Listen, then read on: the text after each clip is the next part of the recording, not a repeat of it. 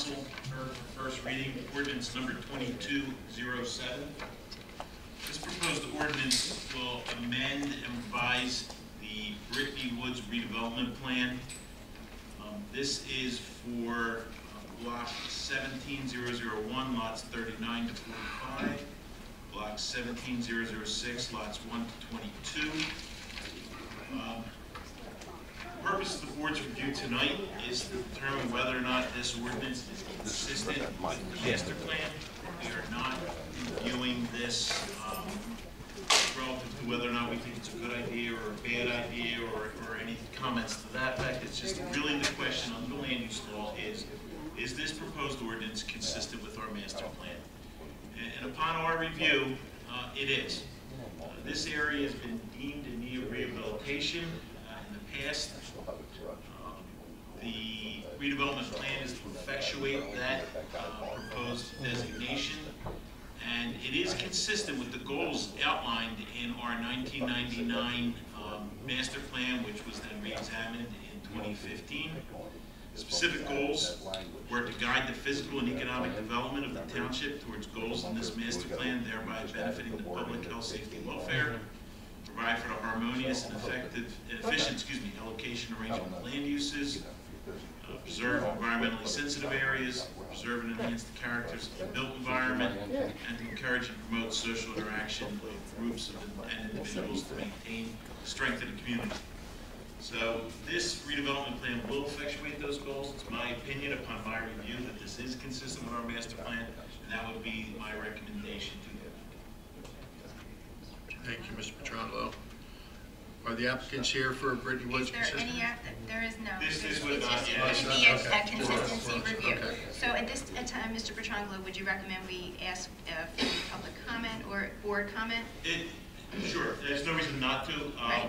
Board comment definitely. We would like that board comment. It's not have to be open to the public, but there's no reason not to. Okay. Okay. So Mr. Sculla, do we have any comments from the board? If you want to extend the courtesy. Do we have any comments from the public?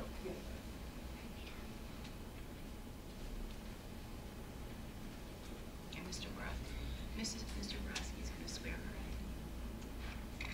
Good evening. Good evening. But we'll just have Mr. Borowski Borowski to swear you in. Right hand. Do you swear or affirm the testimony you'll give tonight will be the truth, the whole truth, nothing but the truth? I do. And please state your name and address. Denise Coyne, 1060 Choose Lane Road. Thank you. I have more questions than I do comments. I apologize to interrupt. Are the questions relative to the consistency? Yes. Okay, thank you. Last night at the council meeting, Mr. Carlmere, Township Solicitor, stated that a goal of this plan was to separate these low-income rental townhomes from the Britney Woods development and to make them a totally separate entity.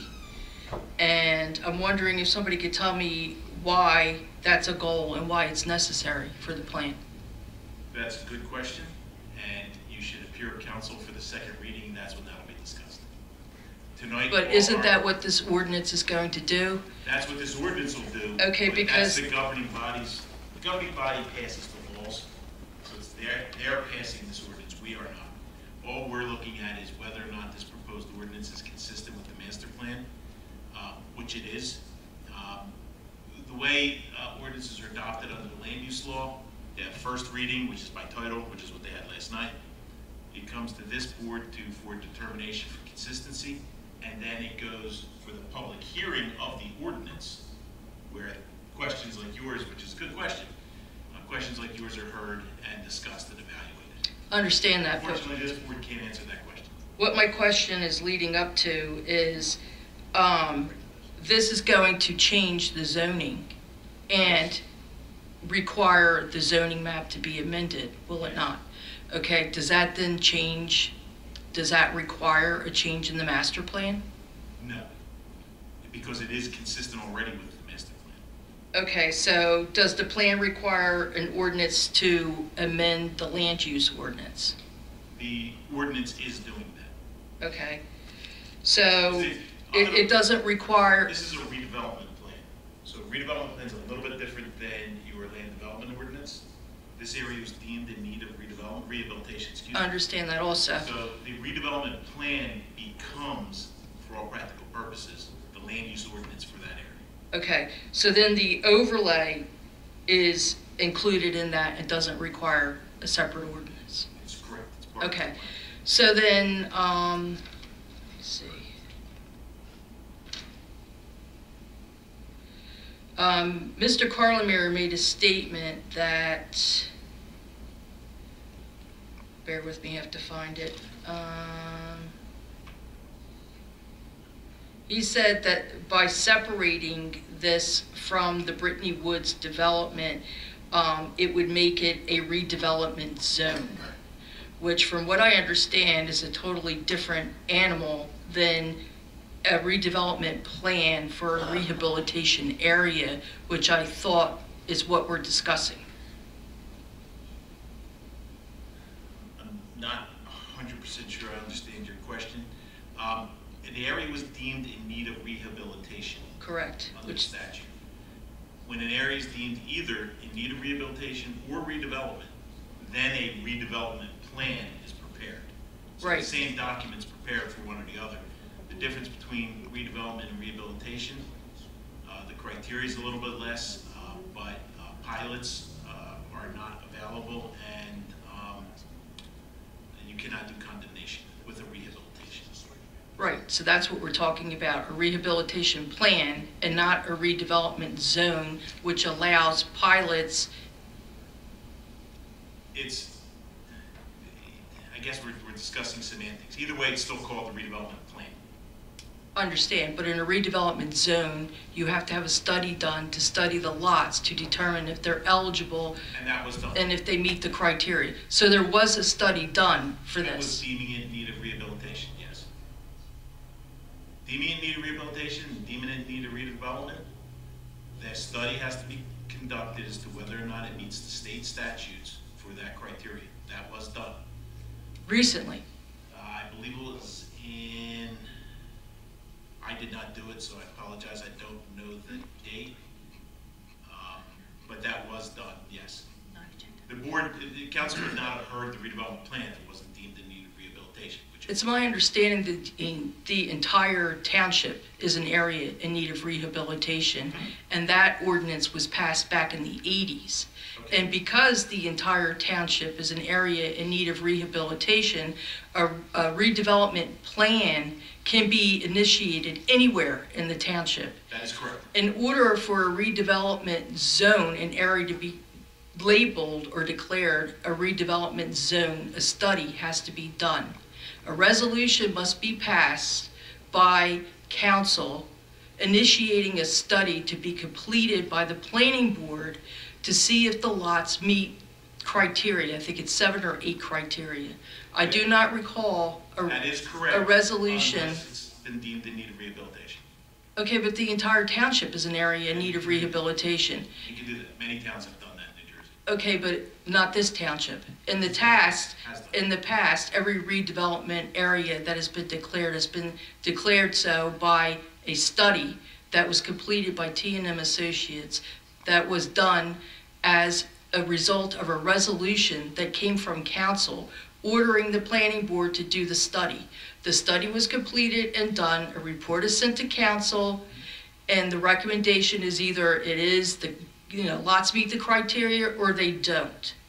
If what you're saying is true, where just because it's an area in need of rehabilitation, they can make any place in this whole entire township a redevelopment zone and give pilots to anybody, can they not? Which they can. But again, the available tools of redevelopment are not as all available under a rehabilitation. Okay, so And the domain why are the examples rules don't. suddenly changing? Not- Why? These are the rules.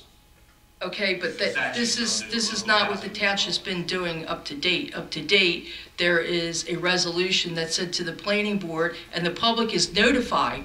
The public is notified that there is going to be a redevelopment study. There are plans to make this area a redevelopment. There's plans to make a redevelopment plan. None of this was done with this. Matter of fact, the ordinance that was posted on, that was supposed to be posted with the agenda for the council meeting last night wasn't even posted until 5:45 in the evening. So nobody had and this agenda tonight, there's no ordinance posted with your agenda tonight either. So I'm trying to find out how the public is supposed to be aware that this is even happening, and when the public gets an opportunity to give input as to whether or not, you know. Second reading. Okay, but you are going to approve this ordinance tonight and send it to council, which then allows them to have the second reading. We are determining whether or not it is all we're doing tonight is determining whether or not it's consistent with the master plan. Right. That's what we're doing. And Right. my recommendation to this board is that I believe it is consistent with the master plan. Okay, well, I'm not understanding the I'm administrative sorry, process. just forgive me, please. I don't, after we make this determination, then it'll go to council for the public hearing for the proposed ordinance.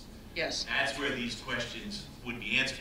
And council is going to say, we're going to follow the planning board recommendation. The planning board recommendation is that this meets the master plan and should be approved. Okay? But I have questions regarding how this even got here and regarding the administrative process of this, because I read the housing law, and it doesn't seem like this is being done like every other redevelopment. College Drive, the Village of Gloucester, they had a redevelopment study done for that. The lots didn't qualify. Blackwood West, I mean, this township has a lot of redevelopment plans, and this is not following the same rules that all the rest of them have. We did not prepare this redevelopment plan. It was not prepared by this board. The township has a redevelopment planner who prepared the redevelopment plan. He presented it to council. Council heard it in first reading, and again, came to us for this sole purpose. Is it or is it not consistent with the master plan? That's all we're looking at. Your questions, I'm not saying your questions aren't legitimate, and they will be appropriate at the second reading. That's where these questions are discussed. And it is fair to say that a lot of the other plans that you just mentioned are specifically were referred to this planning board as areas in need of redevelopment for a determination of need. That's not the case in what's before us this evening. Okay, so then this area will not qualify for a long-term pilot. Rehabilitation. Correct. Correct. No Okay. pilot. And whatever other limitations are associated No with a condemnation. rehabilitation designation, which is all we're working under. No Okay. pilot, no condemnation. Okay, so, let's see. Council's going to be the redevelopment entity, correct? Okay, so council chooses the redeveloper, correct? Yes. Okay, so has a redeveloper been chosen? I don't know. Okay. And can you tell me how this plan doesn't meet the current zoning? Because it's currently zoned RA, is it not? Yes, the plan outlines the various criteria, standards, and area bulk requirements, and they're all in the plan. I don't have, again, I don't have a side-by-side comparison of the ordinance and the plan, but it's all laid out in the plan. Okay, so the overlay zoning is going to overrule the RA zoning, correct? So if I'm understanding correctly, it's going to be a total of 2.12 acres that's going to be developed? Is that correct? I don't know. I read the block and lots. If that's the area, then that would be the case. But I have not looked at the area. Again, our role tonight is very limited. So we're not reviewing the plan. We're not approving the plan. We're not laying out the plan. Not creating the standards in the plan. We're looking at, is the idea or concept of redeveloping this area consistent with our master plan, which we believe it is. Okay, so is the housing element and fair share plan part of the master plan? Yep. Okay, because the fair share housing and element plan included Britney Woods in the first and second round obligations. And so the goals of the redevelopment plan state that this is going to support the implementation of the Gloucester Township Housing Plan element. And I'm not understanding that if Britney Woods was already included in the first and second round obligations. Yeah. So, Brittany, the redeveloper is looking to extend the affordability deed restrictions on certain properties in the Britney's Wood development. They expire. So we only can rely as a township on the deed restriction up until the point that they expire. So this will be a new set of term for affordability requirements for properties. When are they due to expire? I do not have that with me this evening. Can you give me that?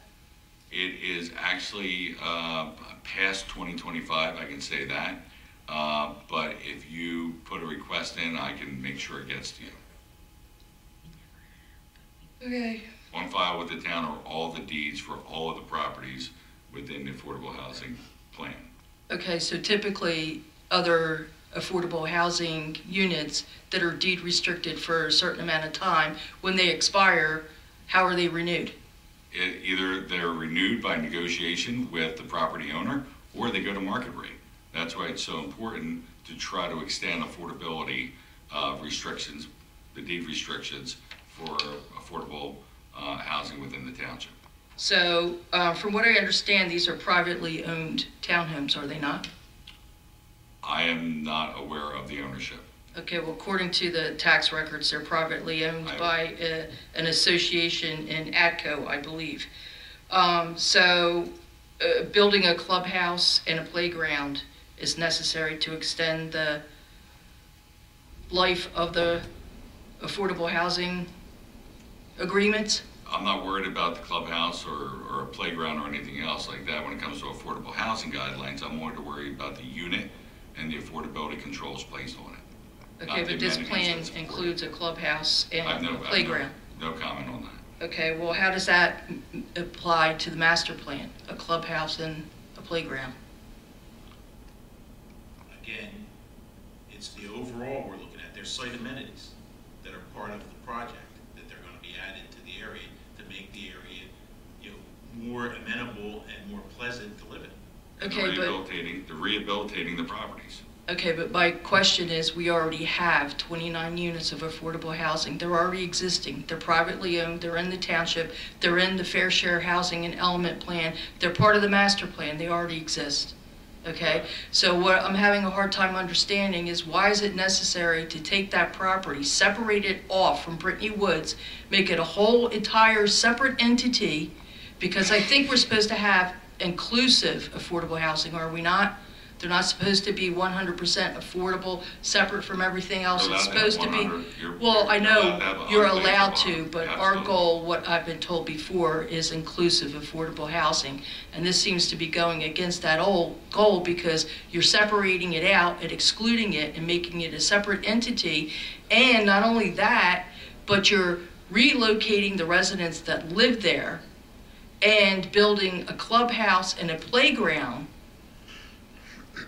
And you already have 29 units of existing affordable housing. Why can't we just rehab them and leave them how they are, included in the Britney Woods development, and not build a clubhouse and a playground? I mean, I'm not understanding how that follows the master plan. Get back to the reason we're here, which is consistency. Second thing is, the township doesn't own the property.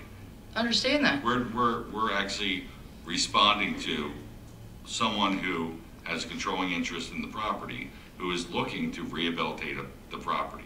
That is Township is the redevelopment entity. They correct. choose the redeveloper, responding back. and they decide what goes there. They approve the plan. Again, They're responding to the owner. Good questions for the second reading. Right. Not what we're here for tonight. We're not here to discuss the details of the plan, what the plan permits or doesn't permit. This is consistent with our master plan. It's consistent with our housing element. Our housing element has been adopted and approved. It was approved by the courts, correct? Yes. So this is consistent. So it's all advancing our housing element, and it's advancing the goals and purposes of our master plan. Well, That's what we're here for. actually, the housing element and the fair share plan, I read that also, and Britney Woods is not included in it. Britney Woods is included. Not under rehabilitation or new construction. No, it's not. Not under rehabilitation, under the definition of affordable housing, which is present need. That means a home that is in need, according to the Council on Affordable Housing rules, rehabilitation need is currently, right now, a home that is in need of a major repair to a system, of a major system. Correct, Roof, and you did a not kitchen. allow any money set aside for that. You said that would be covered under grant money. The plan speaks for itself, has been adopted by the town, it's adopted by the courts. I really need to bring us back to the purpose of what we're here right now. So if your comments are associated with public comment, consistency of the redevelopment plan for this rehabilitation area, that's what our comments should be addressed to. Right, but you just told me that the housing plan and the fair share plan is part of the master plan, and the statement you just made about the rehabilitation is not true. I actually have the plan with... I don't want to say, the definitions of rehabilitation under the Affordable Housing Plan and the redevelopment and housing law for rehabilitation are two separate definitions of the same word. Understand that, but in the fair share housing plan, you have laid out, the plan was just approved in January But it's 2022, two and it's different laid terms. out in there what is going to be developed. Land is new development. Point. It's laid out Point. what's going to be redeveloped, how much money is going to be spent rehabbing houses, and where it's coming from, and Britney Woods is not included in that plan. I'm The board certainly appreciates your concerns, and we feel as though you had ample amount of time to make your point, and we appreciate your point. However, this at this time tonight, we're making sure that the redevelopment plan is consistent tonight, and that's all this board, that's all we're here to discuss tonight in regards to the Britney Woods project.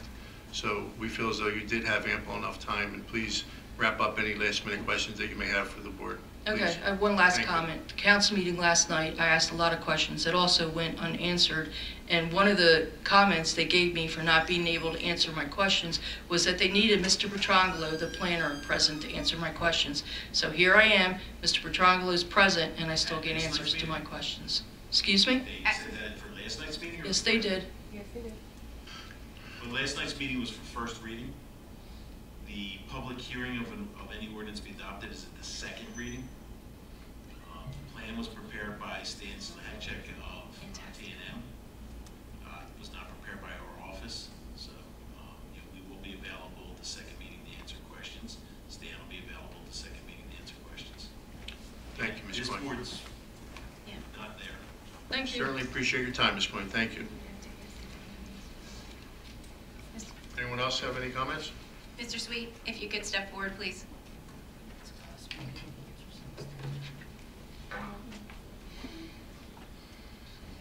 Thank you, sir. Please raise your right hand. Do you swear or affirm the testimony you'll give tonight will be the truth, the whole truth, nothing but the truth? I do. Thank you. I just have a couple, I guess, follow-up questions. Sir, if we could just get your name. Oh, and sure. address. Sam Sweet, you saw Mr. Sweet, so I assumed you knew who I was. We need it for the record, sir. For the record. if you Sam could- Sweet, 18 Elizabeth Place in Ariel. Thank you. So I understand, Mr. Petrangelo, what you said, that you're just here to vote on the feasibility or consistency of this plan.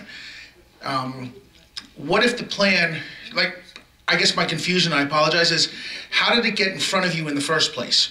Were the proper steps taken? Yes. Council has, any ordinance that's to be adopted goes to council for first reading, comes to the planning board for review and recommendation, and then goes back to council for second reading. Okay, so, For redevelopment to happen, an area is deemed in need of redevelopment or rehabilitation, which did happen, and then the plan itself, which is what we're looking at tonight, is adopted by ordinance. okay, so council's first reading, they didn't get the ordinance and the backup, if they got it at all, until right before the meeting, because it wasn't available for public inspection either until almost 5:45. Then when questions were asked of council, they didn't have the answers. So, Remember, first reading is by title. Which can actually mean that the ordinance may not even be prepared ordinance is introduced, because it's just an introduction. Following the first reading, there's public notice, there's advertisement for the public hearing, and ultimately, when such second reading occurs, there's an extensive opportunity for public comment and input. Okay, but if council is unaware of these and some of these questions that were asked, like who's paying for it? I know you guys don't know the answer to that, okay? You know, why is it being done? Why is a public entity that owns it paying somebody else to do, like, who's making money off of this? Where's the money come from? I know you guys are not, not answering that, okay? And I understand that. But in order for council to push it forward, you would think a council would have those answers. And according to him, he said they don't have to have the answers, they can just push it through. So technically, since those answers, those questions weren't answered, the second reading is really the first reading, because now, and then we have a council, attaché here, Mr. Hutchinson. We can't make the assumption that the council, we can't make any assumptions of what council knows or does not know. Well, I'm not making assumptions. Those questions were not answered. They didn't have the answers. Yeah, first reading, you don't answer those questions. First reading is done by title. But why? Because that's the statute. That's New Jersey Municipal Land Use. Statute lays out how ordinances are adopted. Associated with land use. Associated with land use, yes. And that's the process. It's first reading by title, comes to this board. This board makes the determination one way or another, and then it goes back to council for second reading and public hearing. Okay. To follow up with the questions that weren't answered, they suggested that you be there. You had to be there. Okay, I did not hear. I know you answered the question. I didn't hear the answer. Will you be available? I'll be there next time. Will you be available? Yes. Okay, so. I probably got a call that somebody's going to be yelling at me shortly because I wasn't there. So you're just for the feasibility, but again, I'm going to ask about. There's a playground being put in Britney Woods. There was a playground put in 4 years ago in Britney Woods, and according to the map, that proximity is, very close. So why are we putting a playground in? Again, that's probably a council question. It would be the developer putting it in. It wouldn't be, we're not putting it in, it's the developer putting it in as part of any development. This is basically a land use ordinance for the area. That's what a redevelopment plan is. It comes the design standards and techniques for the area. So, allowing these items makes them allowed. It provides the standards for them. So, again, we don't have to plan yet. And we don't have an application before us. Right. And also, I just want to remark again that right now, all this is being done as a courtesy to the public. Typically, during the consistency review, it's not required to open to the public. So, okay. If we can keep the questions, sir, that's all I'm asking. Keep the questions. I understand. I just wanted to. What they have to do tonight. I'm not asking where, how it was paid for and all that stuff. I understand. I can't, you don't have the answer to that. I'm just making sure that this proper steps were followed. I'm trying to learn this whole process. And to say that this is a courtesy to the public is kind of insulting, because it's our tax dollars eventually that are going to pay. I gave you the opportunity to speak, Mr. Bach. I gave you the opportunity to speak, Mr. Bach, so I would like to be able to say my point without you talking over me. All right? And then I'll give you an opportunity. All right? But I just find it insulting that he's saying it's a courtesy that we get to speak in public. That's the way I took that. It is the statute does not require that we open up our review for consistency with the master plan to the public. We don't have to have this conversation. So Understood. Yeah. And I was respectfully asking for you to stay on topic. That's all I was asking. And I am staying on topic. I'm trying to understand the process to go back to council, because in 2 weeks, council is going to vote on this, and we're going to have the same questions. Who's paying for it? Why is the taxpayer paying for it? Who ordered this? Who's the developer? Those are questions that we're going to ask council, and we would expect answers, and we don't want to come in 2 weeks and council say, oh, well, if Mr. Petrangelo were here, we could answer that. And then they vote 7-0, as they usually do. And, and I realize that's not your problem, but I don't want to have that problem come up 2 weeks from now. So that's why I'm here saying, okay, it's feasible. Nothing I can do about that. Was it here? Did it get to you guys in the proper manner? You're saying it is, so I have to assume that it did. But then 2 weeks from now, if you're going to be there and the person from T&M is going to be there to answer our questions, then that's fine. Thank you, Mr. So, thank you. Thank you. Appreciate your time. Thank you. Ma'am? in trouble somewhere. If you could just keep it short, though. If you could come forward, thank you. Yeah, sure, like myself.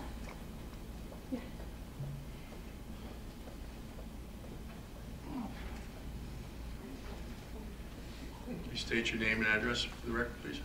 Dina Hendry, 89 Lamppost, Summerdale Road. Didn't catch that. We have that, Madam Secretary. You swear or affirm the testimony you'll give tonight will be the truth, the whole truth, nothing but the truth? Yeah, it's just a question. And I apologize, ma'am, I did not get your last name. Hendry, Hendry. So this is my first planning board meeting and just learning. Who paid for the TM study? It is typically paid for by a developer through an escrow account. A developer? What developer? I don't know. Again, I wasn't involved in that portion of it, so I don't know who's. We'll know for the next meeting. We'll be able to definitely give you an answer there. Again, I wasn't. It was prepared by TNM, not by Remington. So the process, just so I'm aware. Typically, it's paid for by an escrow through a separate entity. Okay. So the process is somebody comes here and says, "Hey, I want to do something," and you guys come up with a plan and then give it to council, correct? No. No. Okay. And I'm going to apologize, ma'am, because we do have. But I'm just trying to understand what the uproar is about. For instance. Frankly, I don't know. We don't know understand. either. Okay. But the redevelopment process is a long process, and I apologize. You said there's like a couple points. Like what kind of points? Like are these homes like decrepit? Redevelopment, there's 9 total standards in the redevelopment housing law that establish the criteria. I believe it's 9. You have to meet one of the criteria. Everything begins and ends with council. So council sends it to the planning board. The planning board does an investigation. Doesn't meet the criteria. The planning board makes a recommendation to council. Council makes the decision. That's to create the redevelopment area. This was deemed a rehabilitation area. So they need rehabbed. No, it's again, we're all talking about state definitions as opposed to colloquial Okay. definitions. A rehabilitation area only has, I believe, 3 or 4 standards. Like such what? How old is the infrastructure? Okay. If you meet that criteria, you can be deemed in need of rehabilitation. Once you're deemed in need of rehabilitation, some of the benefits or some of the permissions under redevelopment law are no longer applicable. Okay. But that's it. Either way, you still then create a redevelopment plan. Okay. So it's a 2-step process. Declaration, then plan. This is going through the declaration. That happened Okay. way back when.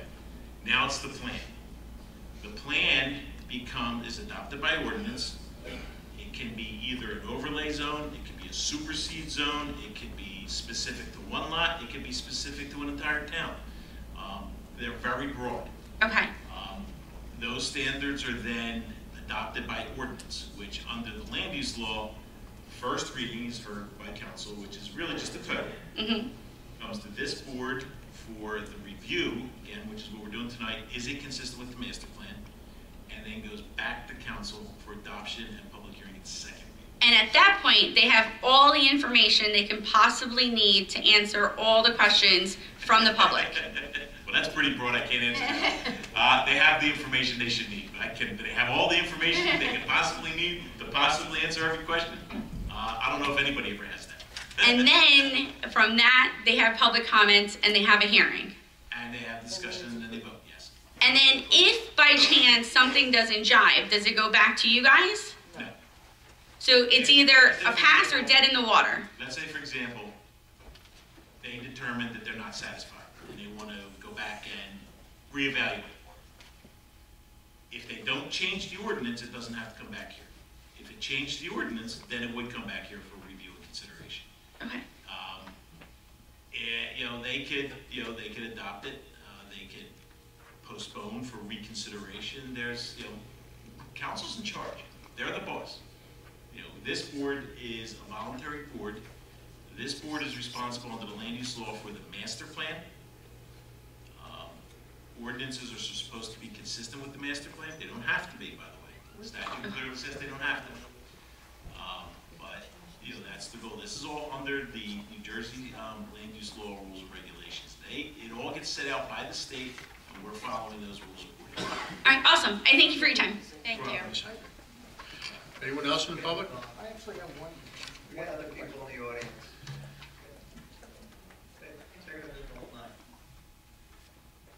Any further questions that haven't Any further previously, questions? Coming up with a question. that haven't previously been addressed and that must be pertinent to the consistency of the ordinance with the master plan? If we'd like to bring up one final member of the public. Mr. Sweet, how can I help you? Yes, I just have one question. Okay. You've already been sworn in. And I apologize for this question in advance. Where does the zoning board come in to play in all of this? Or do The they? zoning board is a quasi-judicial board. If you look at the land use law, the way it's written, as I said, the planning board creates the master plan. The governing body creates the ordinances. The zoning board acts as an impartial arbiter. So if somebody needs a variance, or somebody wants to do something that they're not allowed to do, it goes to the zoning board as an impartial body that was not involved in preparing the ordinance and not involved in preparing the master plan. And they review it based on that standard. And again, there's criteria in the law that outlines the standards that they have to go by to make their decisions. But in terms of what we're doing this evening, the planning board has no involvement. Zoning board. I'm sorry, Zoning, yeah. the zoning board has no involvement in the consistency determination of an ordinance. Okay, so, It rests with the planning. board. okay, so this will never go in front of the zoning board unless, if I'm understanding you correctly, it goes to council, council says, hey, you know what? We're gonna nix this, and then they come back, their company comes back and says, well, we want to put an in-ground pool. I'm making that up, obviously. And we need zoning for that. No, it'll never go to, the ordinance never goes to the zoning board. Okay, The ordinance The never goes. applications would go to the zoning board. the application, so if they wanted to put a pool There may be in, something here, and somebody comes in and they want to put, something that's completely not allowed here, it's not allowed in our, that would go to the zoning. and then once zoning corrects that, that would, Corrects it. or It's votes on it, says yes to the variance, then it goes back to you, or then it, Well, and I think we have to keep clear, Mr. Sweet, and I apologize, but we have to keep on topic for what Okay. the I apologize. board's I'll- deciding on. I apologize, I don't mean to cut you off, but we do have a very full agenda, and if the comment is very specifically on the consistency of this redevelopment plan, we'd be more than happy. bottom line, this is not going to zoning at all. Thank you. Thank you, Mr. That Sweet. is Thanks, correct. sir.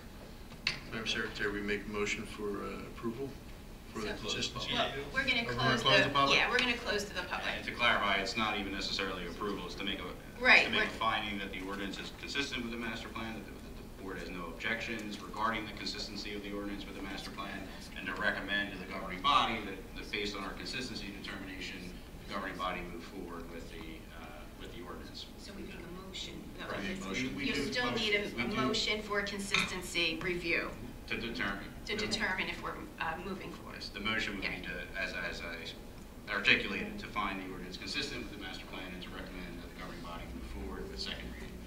Okay, we have a motion? So we're looking for that motion. We're looking for that motion. I'll make the motion. Mr. Hutchinson has made the motion. Second? I'll second that motion.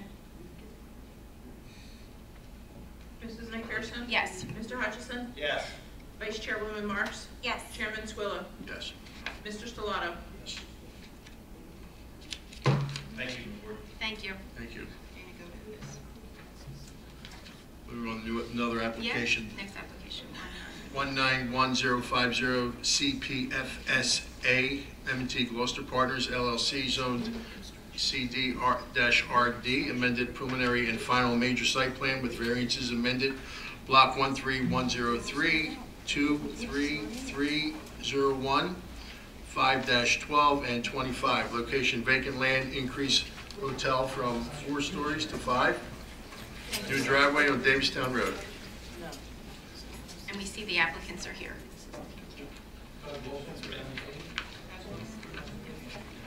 Mr. Wilson?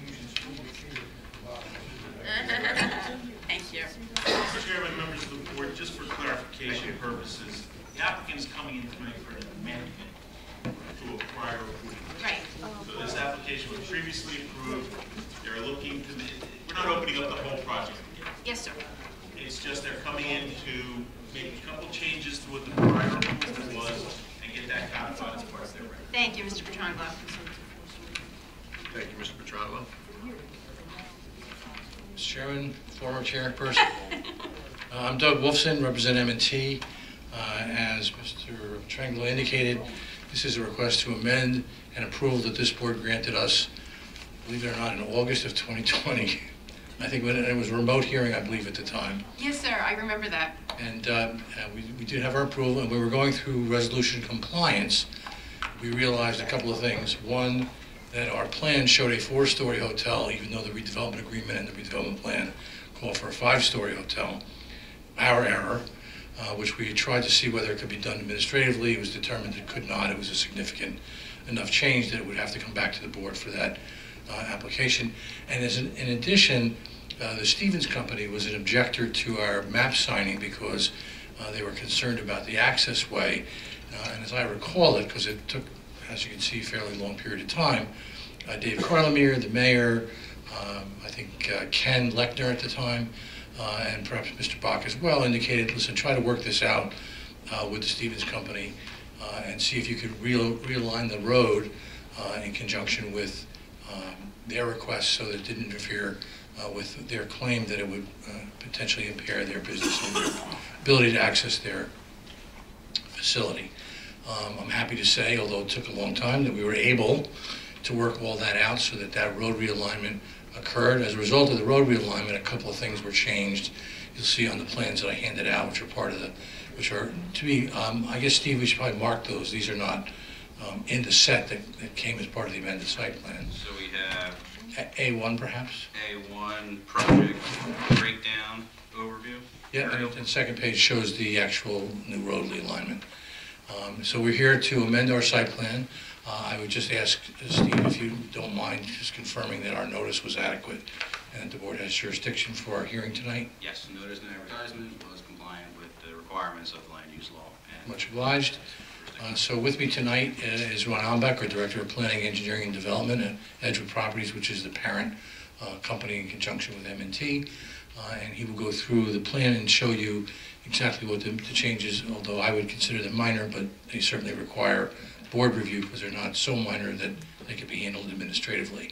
So there's a new road realignment, there's a new location for the detention basin, and the hotel now is 5 stories as called for in the redevelopment plan and in the redevelopment agreement.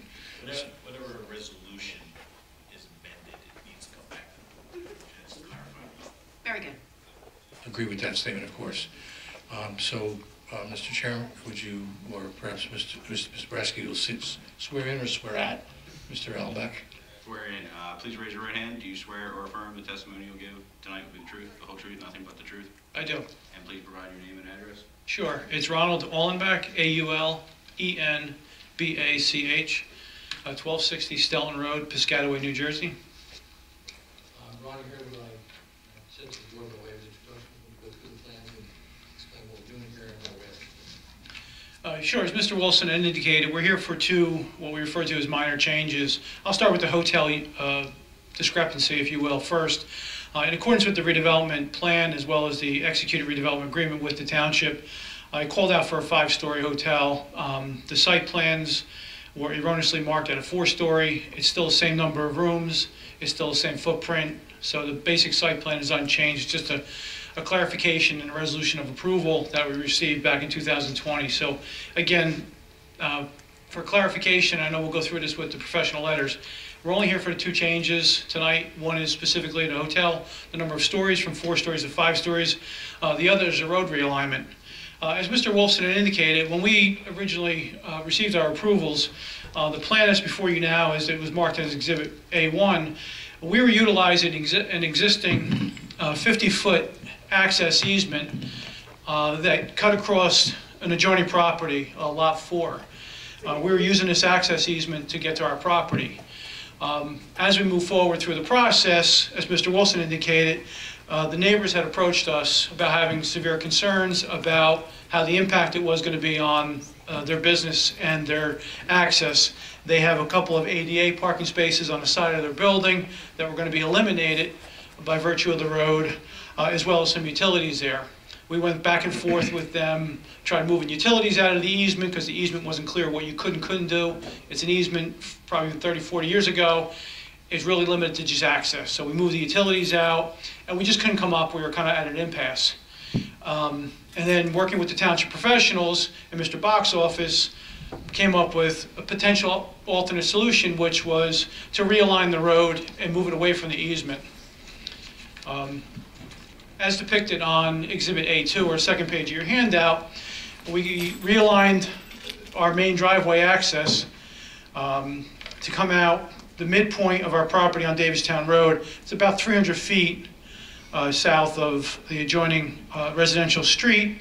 And again, it eliminates any conflict with the neighbor with that access easement. He'll still maintain the access to his property. It's unchanged as it is today. And again, working with the professionals, this realignment also acts almost as a speed deterrent as opposed to the straight run that was on the prior plan. By virtue of this change, again, on the original plan, there was a large detention basin up front. It's simply split into two. It will function, and I will go through this in Mr. Bach's letter, it will function as one basin, but the basin was split in two, so it got slightly larger, but it still functions and it meets the criteria of the professionals. Mr. Chairman, that's a basic overview of why we're here tonight. Is there anybody that wants to step forward to see this rendering? Want to step closer? Ma'am?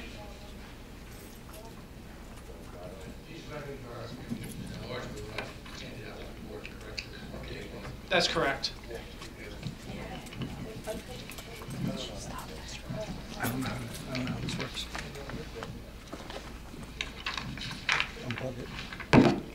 Sure. I saw a lot of people straining